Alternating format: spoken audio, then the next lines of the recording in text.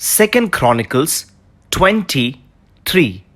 Then Jehoshaphat was afraid and set his face to seek the Lord and proclaimed a fast throughout all Judah.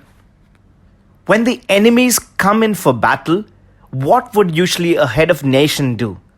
Usually, he would call in for a meeting with his ministers, army commanders, national heads, important officials, spies, and all will be called in and discuss on how to face the opponent. Either the army will be prepared or a peace treaty will be sent to them through messengers. But here we can see a king who asks people to fast.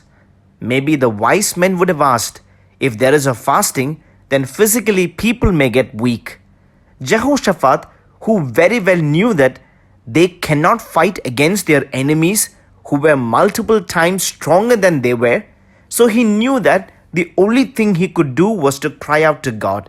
Here, when it's mentioned he was ready to seek God, does not mean that he used to live earlier without fearing God, but he was always a God-fearing king. We need to understand that at this time of crisis, he was ready to seek God. Even if we are a prayerful people or loves God or people who work for the kingdom of God, challenging situations could arise in life. We need to know that all of those are to get us closer to God and make us stronger in our prayer life.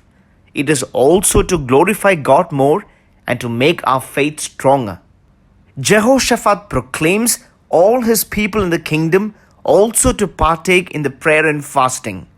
When there is a generic problem that's being faced by the church or the nation, it is not the duty of just few people to pray for its deliverance. But if we stand in unity without criticizing, seek God's face, then know that any enemy will surrender before the power of God. Whether it be victory or defeat, everyone enjoys the fruits together. Therefore, let us all battle together in prayer for victory. May God bless us.